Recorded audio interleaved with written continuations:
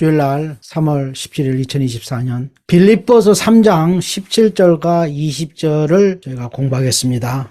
18절이 주된 말씀이지만 17절에서 20절까지 같이 제가 읽겠습니다. 빌립보서 3장 17절서부터 20절. 형제들아, 너희는 함께 나를 본받으라. 그리고 너희가 우리를 본받은 것처럼 그와 같이 행하는 자들을 눈여겨보라. 내가 여러 번 너희에게 말하였거니와 이제도 눈물을 흘리며 말하노니 여러 사람들이 그리스도의 십자가의 원수로 행하느니라. 그들은 마침은 멸망이요 그들의 신은 배요 그 영광은 그들의 부끄러움에 있고 땅의 일을 생각하는 자라. 그러나 우리의 시민권은 하늘에 있는 자라. 거기로부터 구원하는 자 곧 주 예수 그리스도를 기다리노니 그는 만물을 자기에게 복종하게 하실 수 있는 자의 역사로서 우리의 낮은 몸을 자기 영광의 몸의 형체와 같이 변하게 하시리라. 아멘. 본문 말씀의 요점을 잠시 보겠습니다. 그 설문 타이틀은 그리스도 예수의 십자가의 원수로 사는 그리스도인, 그리스도 십자가의 원수로 사는 그리스도인.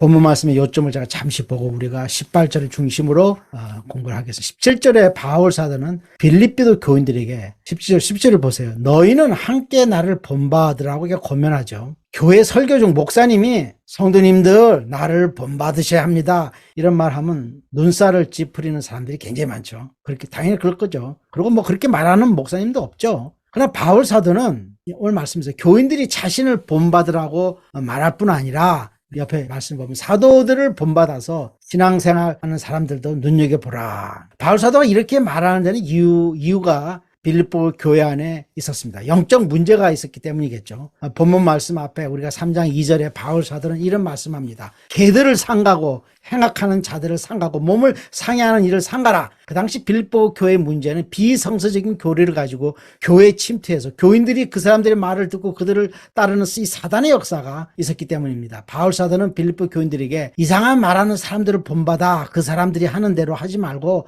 나를 본받고 나와 함께 일하는 다른 사람들을 본받아라 라고 이렇게 권면하는 것입니다. 그리고 바울 사도가 그냥 툭 던져버리는 권고가 아니었습니다. 18절을 보면 바울 사도는 어떤 심정으로 교인들의 영적 방황을 걱정하고 있는지 알 수가 있습니다. 내가 여러 번 너희에게 말하였거니와 이제도 눈물을 흘리며 말하노니 여러 사람들이 그리스도의 십자가의 원수로 행하느니라. 바울 사도는 비성서적인 교리의 쇠뇌가 돼가지고 교회 안에서 이파를 이루는 빌립보 교인들에게 그리스도의 원수로 너희들은 살아간다고 놀라운 경고를 합니다. 그냥 하는 것이 아니라 눈물을 흘리면서 한다고 하니 이 문제가 바울 사도를 얼마나 근심케 했는지 우리는 알 수가 있는 것입니다. 오늘 공부할 주제가 이것입니다. 바울 사도는 왜 빌립보 교인들의 어떤 행위를 그리스도의 십자가의 원수로 사는 행위라고 단정을 했을까요? 바울 사도가 지금 정죄하는 일부의 교인들이 전부 다 세례를 받고 예배에 참가하고 헌신을 하고 개인적으로 경건한 시간을 갖고 겉으로 보면 문제가 될 것이 없어 보이는 이 정상적으로 보이는 그리스도인들 같은데 바울 사도는 이들이 그리스도의 십자가의 원수라고 정죄했습니다. 그리고 그 이유를 그 다음 절 19절에서 말합니다. 왜 이들이 성경에서 말하는 그리스도인들이 아니라 그리스도의 원수되는 사람들이라고 이렇게 말하죠. 그들의 마침은 멸망이요 그들의 신은 배요 그 영광은 그들의 부끄러움에 있고 땅의 일을 생각하는 자라. 땅의 일을 생각하는 자라. 이들은 세속적 기독교인이었습니다. 땅의 일을 생각하는 그리스도인이었습니다. 가짜라는 말이죠. 그리고 바울 사도는 진짜 그리스도인이 누구인지 알려줍니다. 20절에 보면 그러나 우리의 시민권은 하늘에 있는지라 거기로부터 구원하는 자 곧 주 예수 그리스도를 기다리노니. 이 말씀이 너무 아름답게 들리지 않습니까? 우리의 시민권은 하늘에 있는 자라. 천국 가는 그리스도인들은 하늘 백성처럼 이 땅에서 살아야 합니다. 시민권이 하늘에 있다 합니다. 옛날에 신사참배 문제로 그 추운 감옥에 있었던 주기철 목사님이 이 말씀을 읽을 때 얼마나 감격하고 위로받았을까요? 생각을 한번 해봅니다. 나의 시민권은 하늘에 있고 거기로부터 구원하는 자 곧 예수 그리스도를 기다리노니. 자신의 몸은 병들고 감옥에 갇힌 수인이지만 주 예수 그리스도를 하늘에서 만날 수 있는 특권을 가진 자신을 생각하면서 주기철 목사님 이후에 고난받았던 많은 하나님의 사람들에게 이 말씀이 큰 위로가 됐을 거라고 생각합니다. 자, 이제 본문 말씀을 좀 더 자세히 공부해 봅시다. 내가 여러 번 너희에게 말하거니와 이제도 눈물을 흘리며 말하노니 여러 사람들이 그리스도의 십자가의 원수로 행하느니라. 교인들의 믿음 생활을 회방하는 이상한 신자들이 들어와서 사람들을 세속화시켰습니다. 그래서 바울 교인들에게 누구 말을 듣고 따를 것인가를 잘 판단해야 한다고 주의를 주는 것입니다. 오늘 본문 말씀이 두 파트로 형성됐습니다. 하나는 서론이고 두 번째는 거짓 목사들과 그들의 목사들과 교인들의 문제점을 잘 나타내고 있습니다. 서론에는 이 세 가지 요점을 우리가 볼 수 있습니다. 서론이라고 하면 18절 말씀, 내가 여러 번 너희에게 말하였거니와 이제도 눈물을 흘리며 말하노니 여러 사람들이 그리스도의 십자가의 원수로 행하느니라. 첫째, 여러 사람들이 이단에 속은 사람들이 많다고 합니다. 교회 안에 큰 문제가 생긴 것을 알 수가 있습니다. 두 번째, 너희에게 말하여 이제도, 이번에 한 번 발생한 것이 아니라 바울 사도가 항상 걱정하는 문제였다는 것입니다. 그래서 여러 번 얘기했다 이거죠. 세 번째, 혀를 흘리며 말한다. 교인들이 패망의 길로 걸어가니 가슴이 찢어지는 바울 사도의 마음을 잘 표현하고 있습니다. 우리가 좀 더 자세히 보겠습니다. 첫째, 사람들이 그리스도의 십자가의 원수로 행한다. 많은 사람들이 속아서 신앙생활 한다고 바울 사도는 좀 지적하고 있습니다. 왜냐하면 이단들이 들어와가지고 교인들의 이 생각을 자기가 원래 가르쳤던 것을 교인들이 버리게 만들었기 때문에, 교인들 중에는 귀가 아주 예민해서 누가 새로운 말을 하면 귀가 솔깃해서 관심을 가지는 사람들이 있습니다. 그래서 이단들이 쉽게 이런 사람들에게 접근합니다. 외과 의사들이 사용하는 말 중에 갱그린이라는 단어가 있습니다. 쉽게 이해하면 사고가 나서 발을 자른다든지 할 때 의사들이 그러잖아요. 절단하지 않으면 몸 전체에 금세 퍼집니다. 몸의 한 부분이 썩기 시작해가지고 금세 퍼지는 이것을 갱그린이라고 합니다. 세포가 썩는 이 갱그린은 아주 무서운 것입니다. 그래서 바로 썩는 그 부분의 위까지 바로 절단하는 것입니다. 진리가 아닌 달콤한 교리나 가르침은 이 갱그린처럼 아주 빨리 전파됩니다. 빌립보 교회 안에 잘못된 교리가 침투해서 교인들이 아주 빨리 나쁜 것에 물들고 있었습니다. 목사님들이 매주 열심히 복음을 증거하고 성경 말씀을 가르치는데 왜 일부 교인들은 신천지 같은 곳에 빠져들까요? 데살로니가 후서 말씀이 그 이유를 설명하고 있습니다. 우리가 데살로니가 후서 2장 10절 10절을 보면 이렇게 말하고 있습니다. 불의의 모든 속임으로 멸망하는 자들에게 있으리니 이는 그들이 진리의 사랑을 받지 아니하여 구원함을 받지 못함이라. 이러므로 하나님이 미혹의 역사를 그들에게 보내사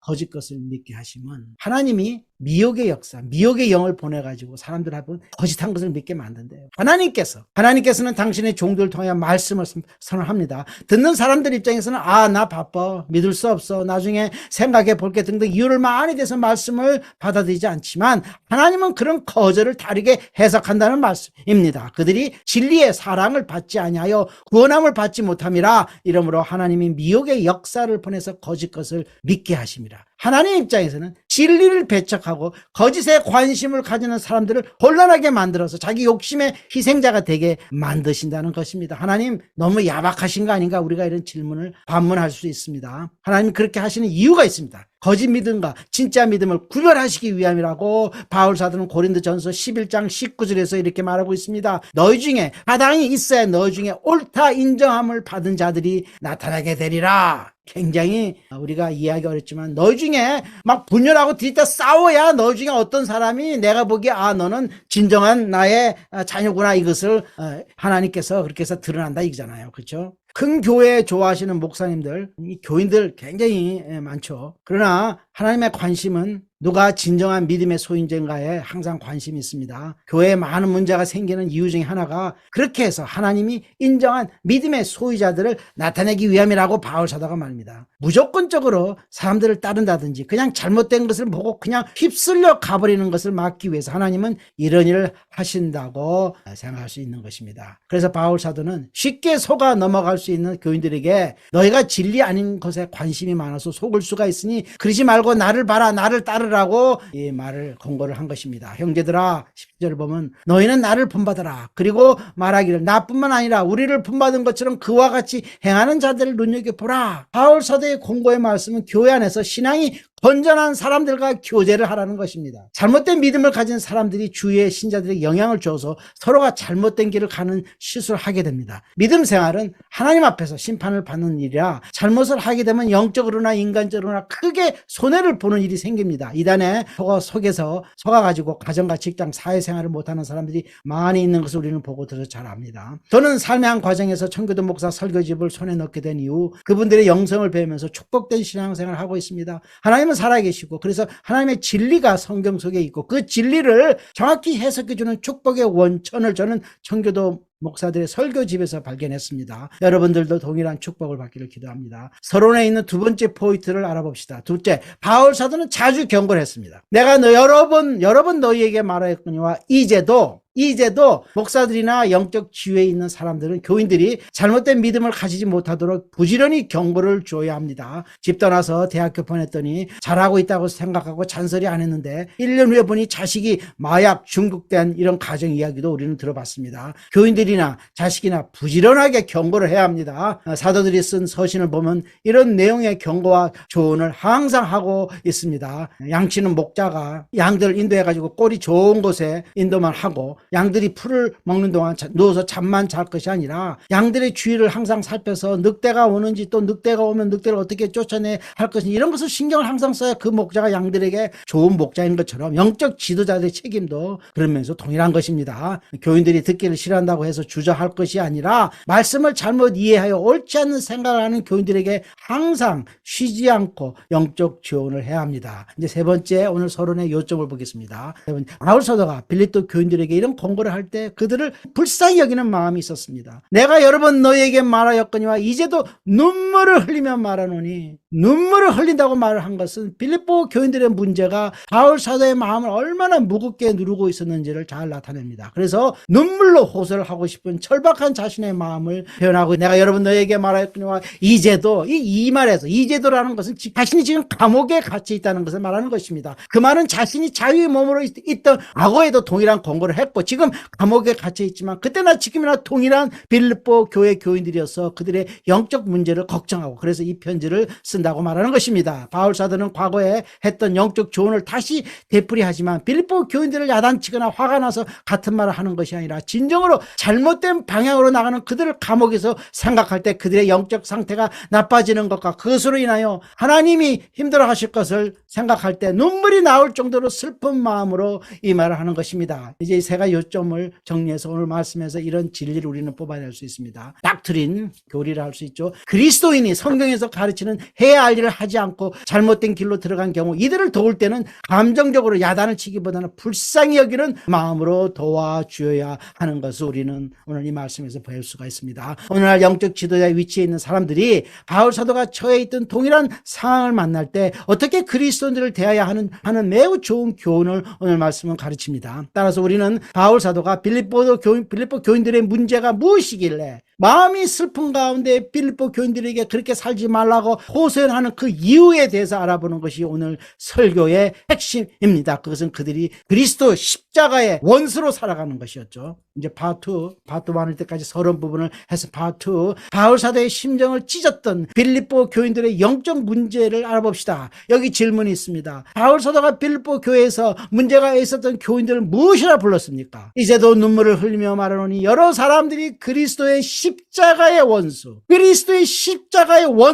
적으로 행하느니라. 너희는 예수 믿는 그리스도인이라 주장하지만 그것이 아니라 너희는 그리스도 십자가의 원수다. 이 말을 하는 거죠. 바울 사도는 놀라운 심판을 해버립니다. 따라서 당연히 어떤 면에서 이들의 신앙생활이 그리스도의 십자가의 원수였는가를 알아봐야겠죠. 그리스도 십자가의 원수, 엄청난 말이죠. 십자가의 원수라는 이 말은 우리가 두 가지 관점에서 해석이 될 수 있는데 그것은 기독교의 진리에 대한 원수라는 면과 잘못된 믿음을 가지고 사는 그들의 행위, 그들의 삶 자체가 그리스도의 십자가의 원수라는 것입니다. 무엇을 믿는 것이 십자가의 원수고 살아가는 내용이 십자가의 원수라는 것입니다. 첫째, 이들은 잘못된 가르침을 믿고 사는 기독교인들이었습니다. 이들 기독교인들의 문제도 다시 두 가지 관점에서 볼 수가 있습니다. 첫째, 이들이 잘못 받아들인 것은 예수 그리스도의 공적을 믿을 뿐만 아니라 모세의 율법을 지켜야 하나님께 의롭다고 받아들여진 것입니다. 교회에 침투한 이단 세력은 예수 그리스도의 십자가의 대성만 말고 또 다른 방법에 의해서 인간의 죄가 사해지고 구원받을 수 있다고 가르쳤고 일부 빌립보 교인들은 받아들였습니다. 지금도 그렇죠. 지금도 사람들이 예수님의 십자가 대속을 얘기할 뿐만 아니라 또 다른 많은 것을 들여다가 이것도 해야 되고 이것도 해야 되고 그냥 율법적인 걸 많이 가르치고 또 그런 것도 그래서 이단들이 막 활개를 치죠. 신천지가 얘기하는 뭐 14만 4천 이런 것 전부 그거는 잘못된 교리를 사람들이 받아들이게 돼요. 둘째, 이들이 또 믿었던 것은 핍박이 닥쳐올 때 그들이 가졌던 복음에 대한 믿음을 주저없이 거부할 수도 있다는 그런 신학을 믿고 가르쳤습니다. 그 당시는 굉장히 삶과 죽음을 가르치는 핍박이 심했잖아요. 다시 말해 생명의 위험이 올 때 잠시 예수를 믿지 않는다고 하고 핍박을 벗어난 후 나중에 핍박이 사라진 후 다시 믿음을 가지면 되지 않느냐 이런 생각을 사람들 하고 있었어요. 역사적으로 보면 바울 사도 당시에 초대교회에 이 나스틱 우리가 영지주의라고 그러죠. 이런 사람들의 이단적 학문이 교회에 침투하였었고 이들의 영향으로 많은 나쁜 생각을 교인들이 했다고 합니다. 둘째, 그들이 받아들인 교리가 그리스도 십자가의 원수 같은 것이었습니다. 이제 두 번째로 그들의 신앙생활 자체가 그리스도의 십자가의 원수 같은 신앙생활을 했던 것입니다. 그 이유는 자기들의 잘못된 신학에 근거해서 행동했기 때문입니다. 이들은 육신의 쾌락을 추구했고 물질이 주는 편한 생활과 세상의 좋은 것들을 추구하는 그런 생각으로 이들의 마음은 가득했습니다. 그리스도 예수를 믿고 사는 것 때문에 삶의 어려움과 불편함을 가져야 한다는 것을 절대로 받아들이지 않았습니다. 또한 예수를 믿어 사는 신앙생활이 자신에게 고난을 가져다 줄 수 있는 것을 이들은 받아들이지 않았습니다. 따라서 이들은 세상에서 재미있고 기쁘게 사는 것이 최상의 축복이고 중요한 일이라 믿는 그런 기독교인들이었습니다. 그래서 바울 사도는 이들을 보고 너희가 사는 것을 보니 그리스도 십자가의 원수처럼 살고 있다고 말하는 것입니다. 바울 사도가 이들이 십자가의 원수라는 너희들은 원수야 이 말을 우리가 한번 생각해봅시다. 왜 십자가의 원수냐? 바울 사도는 그 이유를 다음 절에서 설명하고 있습니다. 우리가 19절을 보면 그들의 마침은 멸망이요 그들의 신은 배요 그 영광은 그들의 부끄러움에 있고 땅의 일을 생각하는 자라. 우리가 19절 말씀을 보면 바울 사도가 왜 이들을 그리스도의 십자가의 원수라고 부른지를 알 수가 있습니다. 19절에서 바울 사도는 이 사람들이 믿고 있었던 교리가 십자가의 원수라 하지 않고 그렇죠? 그들이 사는 모습 너희들이 행동하는 모습을 보면서 이들은 이렇게 살기 때문에 십자가의 원수라 말하고 있습니다. 세상의 일에만 관심이 있고 돈 벌고 잘 살고 잘 먹고 하는 일에만 관심이 있기 때문에 그리스도의 십자가의 원수라고 말하는 것입니다. 19절을 다시 보면 그들의 마침은 멸망이요 그들의 신은 배요 그 영광은 그들의 부끄러움에 있고 땅의 일을 생각하는 자라.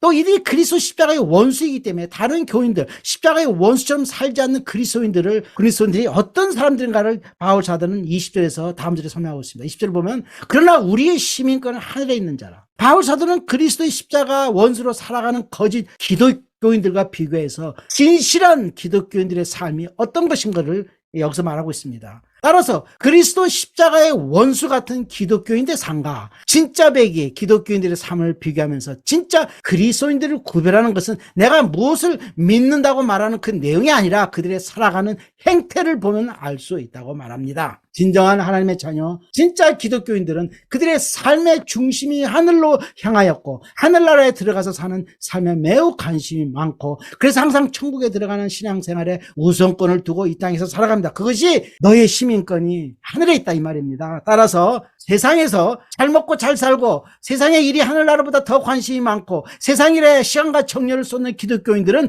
그리스도의 십자가의 원수로 살아가는 것임을 분명히 알아야 됩니다. 여기서 우리는 기독교 진리를 다시 뽑아낼 수 있습니다. 닥트린, 이 말씀해 주는 진리는 세상적인 기독교인, 육신적인 기독교인들은 그들의 삶을 통하여 결국 그리스도 십자가의 적, 원수로 살아가는 것이 되는 것입니다. 이런 관점에서 누가 십자가의 원수로 사는 것이 어떤 것인가를 좀 더 알아봅시다. 첫째, 그리스도와 친분을 유지하고 있다고 주장하는 기독교인들, 막 그런 사람들 많잖아요. 나 그리스도와 동행한다, 막 할렐루야, 막 얼마나 많습니다. 나 그리스도를 뭐 사랑하고 이런 사람들, 그런 사람들 중에서도 그리스도를 배신하고 그리스도의 적이 될 수 있는 것입니다. 초대교회 침투에서 이단적인 것을 가르친 영지주의자들이 있었습니다. 이들은 자기들은 기독교인이라고 주장을 했어. 이들은 예수 그리스도가 인류의 죄를 대속한 메시아가 아니고 인류에게 하늘의 비밀을 전달하기 위해 살았던 사람이라고 주장하면서 구원받기 위해서는 하늘에서 계시되는 특별한 믿음을 알아야 된다고 믿었습니다. 요새도 이런 부류의 기독교인들이 굉장히 많죠. 단지 하나님의 말씀에서 말씀해 주는 것 것에 순종하고 그 말씀에 순종하는 사람의 삶을 살기보다는 신비한 것을 추구하고 막 이상한 막 그런 어떤 외부적으로 나타나는 이런 것에 관심이 많았고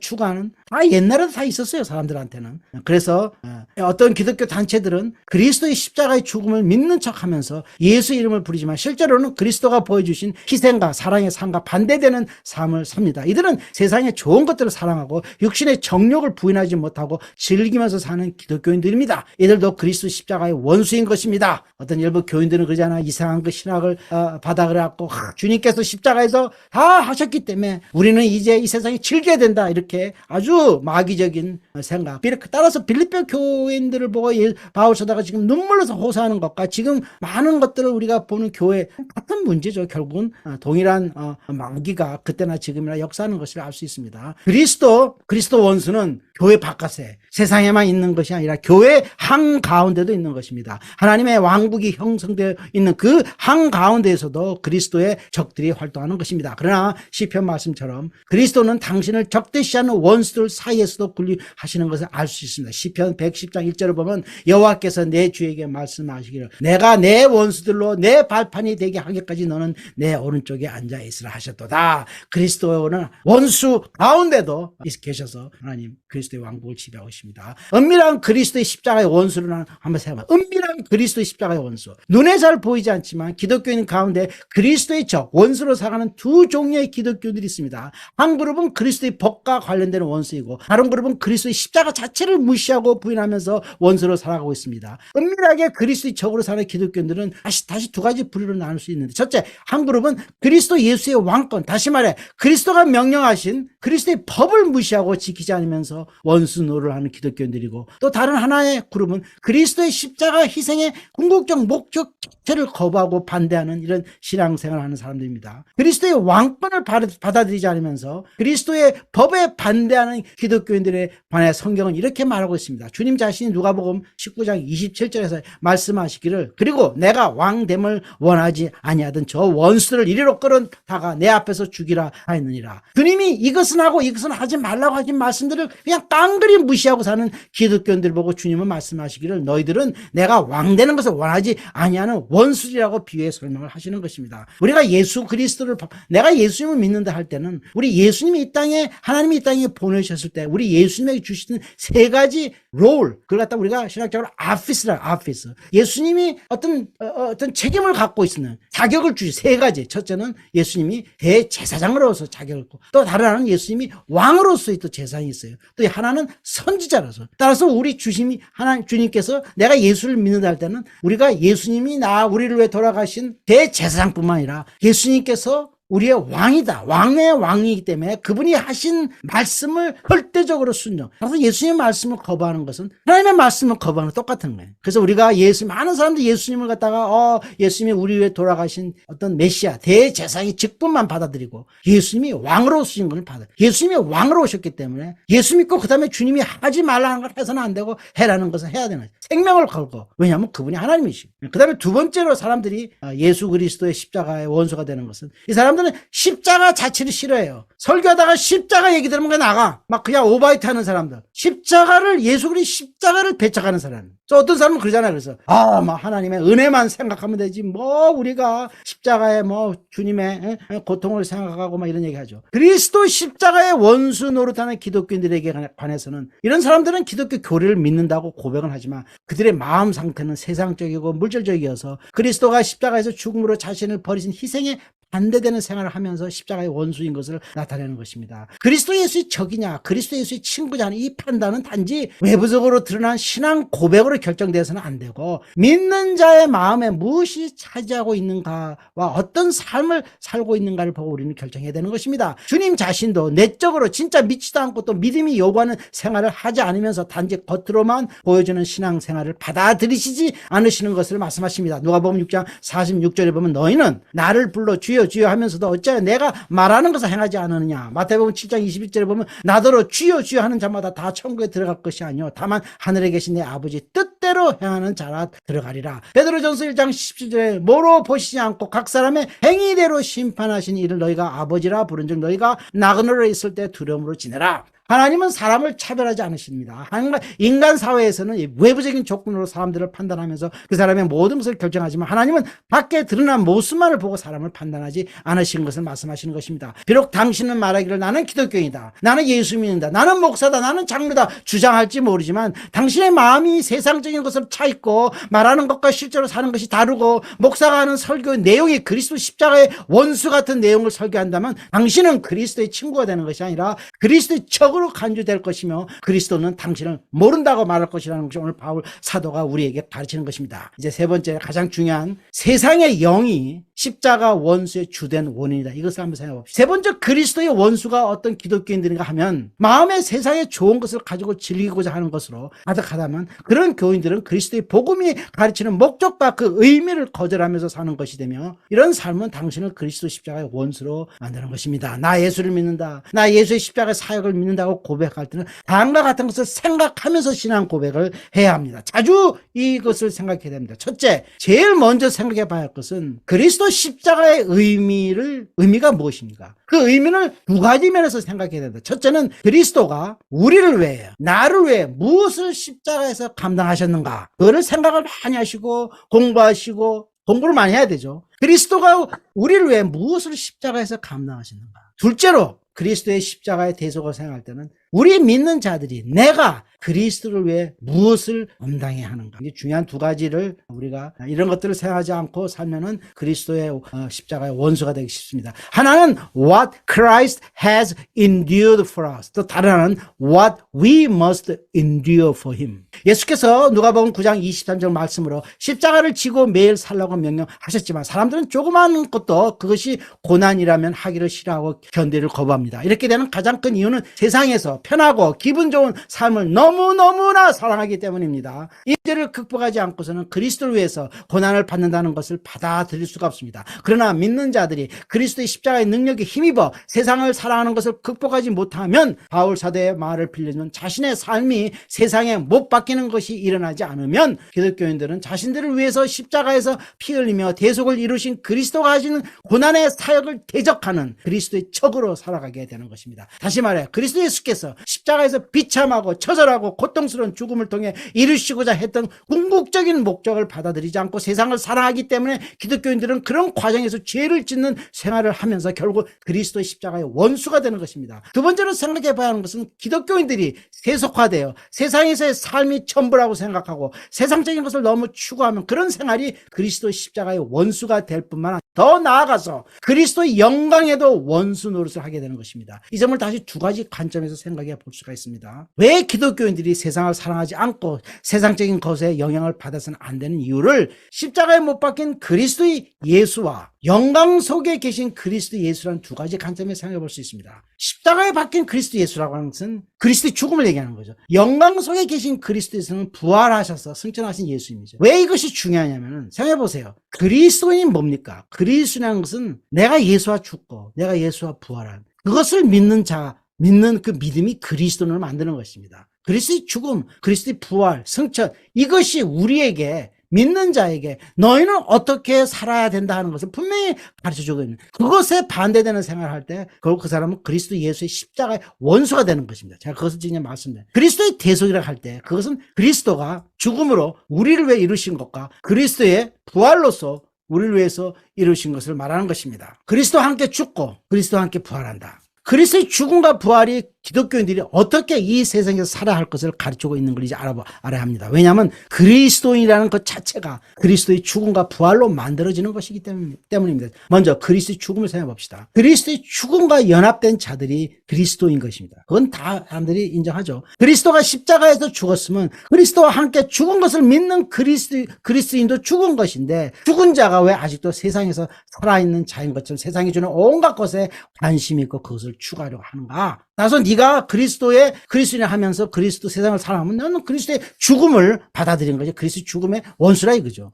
따라서 그리스도와 죽은 것이 그리스도인인데, 죽은 그리스도인이 세상을 사랑하고 세상적인 것에 목을 빼고 돈과 명예를 추구할 때 그리스도 십자가의 죽음을 거부하는, 다시 말해 그리스도 십자가의 희생을 아무것도 아닌 것으로 만드는 원수로 하는 것이 되는 것입니다. 두 번째, 무덤에서 부활하신 그리스도와 함께 그리스도인들도 그리스도와 함께 부활했습니다. 그리고 이제 그리스도는 하늘에 계시고, 따라서 하늘에 계신 그리스도를 쳐다보는 것이 그리스도와 함께 부활한 기독교인들이 해야 할 것을 바울 사도는 골로새서 3장 1절에서 설명하고 있습니다. 말하기를 그러므로 너희가 그리스도와 함께 다시 살리심을 받았으면 위의 것을 찾으라. 거기는 그리스도께서 하나님 우편에 앉아 계시느니라. 따라서 그리스도인들은 그리스도와 함께 부활한 것을 믿기 때문에 하늘에 속한 자들이 되어야 합니다. 그 말은 바울 사도가 말한 것처럼 그리스도가 계신 하늘의 것을 추구하면서 이 땅에서 살아야 한다는 것입니다. 그렇기 때문에 세상을 사랑하고 세상에 좋은 것을 추구하는 육신적 생활을 하는 기독교인들은 그리스도의 부활을 무시하고 거절하는 것이기에 그리스도의 십자가의 원수가 되는 것입니다. 그리스도의 죽음과 연합했기 때문에 세상에 죽은 자로서 살아야 하는 기독교인들의 의무가 죄를 죽이는 의무를 다하는 것이고, 그리스도와 함께 부활했기 때문에 하늘의 것을 추구하는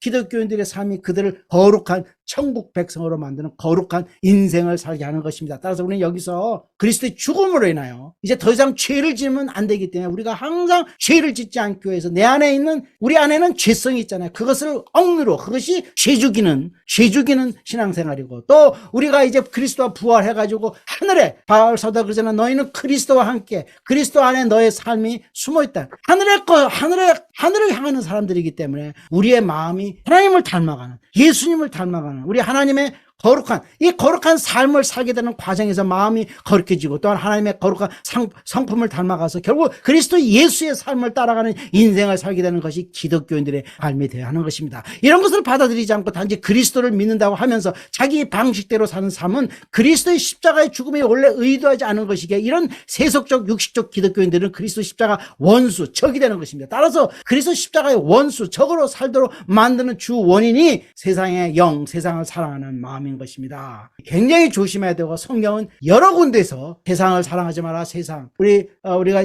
야고보서 4장 4절에 보면 세상과 벗된 것이 하나님과 원수됨을 알지 못하느냐. 그런즉 누구든지 세상과 벗이 되고자 하는 자는 스스로 하나님과 원수되는 것이니라. 예수님도 마태복음 6장 24절에서 너희가 하나님과 재물을 겸하여 섬기지 못하느니라. 우리가 이것을 한번 생각해 보면 기독교인들이 그리스도의 십자가 메시지 원수로 사는 것을 알 수가 있는 것입니다. 그것은 세례받을 때 고백하는 내용입니다. 교단마다 문장 글귀 자체는 좀 다르지만 항상 이런 내용이 질문하고 세례받는 사람들 항상 세례를 받고 대답합니다. 우리가 매일 그리스도를 섬기고, 당신은 매일 그리스도를 섬기고 예수님의 길을 걷고 싶으실까요? 사람들이 이렇게 목사가 질문할 때 사람들이 대답해요. 그렇습니다. 세례라는 것이 결국 그리스도의 죽음과 부활에 연합하는 것을 받아들이는 것인데, 이렇게 세례를 받으면서 신앙 고백을 한 후 자신이 고백한 것을 지키지 않고 반대로 살아가기 때문에 십자가의 원수가 되는 것입니다. 신앙 경험이 확실히 또 증명하고 있습니다. 그리스도 십자가의 메시지를 거역하는 것이 세상을 사랑하는 마음 외에 다른 것이 있지 않다는 것. 누구든지 세상을 사랑하는 욕망이 생길 때 당장 기도도 하기 싫고 성경 공부도 하기 싫고 그냥 뒹굴면서 연속극이나 보고 여행이나 하고 돈이나 더 있었으면, 이런 생각을 사람들은 세상의 영이 들어올 때 당연히 해요. 이런 것이 들어오는데 어떻게 예수님의 십자가, 예수님을 생각할 수 있겠어요? 그래서 우리는 경험적으로도 세상의 영이, 세상의 것을 막 내가 좋아할 때에 그리스도 십자가가 멀어지는 것을 볼 수가 있는 것입니다. 그리스도 십자가의 원수가 되지 않는 믿음 생활을 할 수 있는가를 우리는 잘 봐야 합니다. 그렇지 않고 귀가 솔깃하게 만들고 나의 육신이 좋아하는 설교나 신학을 받아들이게 되면 그리스도 십자가의 메시지는 이상하게 변질되어 예수를 믿고 살았다 하지만 예수 그리스도와 연합이 되지 못하여 구원을 잃어버리게 되는 것입니다. 오늘 우리 바울 사도의 이 말씀을 잘 듣고, 정말 사람들은 내가 그리스도인으로서 이 땅에 살고 있다. 또 어떤 사람들 헌신도 하는 사람도 많아요. 그렇지만은 정말 그리스도 십자가의 원수가 되는 그런 기독교인의 삶이 있다는 것이죠. 그 주된 것은 세상의 영이, 이 세상의 영이라는 것은 단지 세상 것을 사랑하는 것도 세상의 영이지만 자기 자신을 사랑하는 것도 세상의 영입니다. 우리 속에는 뭐가 있습니까? 우리 속에는 나를 사랑하는 자기 애가 있죠. 그리고 나를 드러내려고 하는 자기 영광의 그런 욕심, 그것도 다 세상의 영이 들어오는 거예요. 왜냐하면 그 두 가지, 나를 사랑하고 나를 드러내고 하는 것은 세상과 관련해. 세상에서 나 자신을 드러내고 세상에서 내가, 그렇잖아요. 사람들이 나를 좋아하게 만들고 뭐 이런 거 아니에요? 그래서 우리가 이 세상의 영, 이것을 처리하지 않으면, 이 세상의 영에 처리하기 가장 좋은 것은 바울 사도가 오늘 얘기한 것처럼 너희는 천국 백성이 아니라 너의 시민권이 하늘에 있지 않느냐. 바울사도 하늘의 것을 사모하라. 이래서 우리가 엄청난 노력을 하지 않으면 우리가 신앙생활하다가 쉽게 그리스도 십자가의 원수로서 살다가 구원을 받지 못하고 지옥에 가는 것을 우리는 받게 됩니다. 아멘.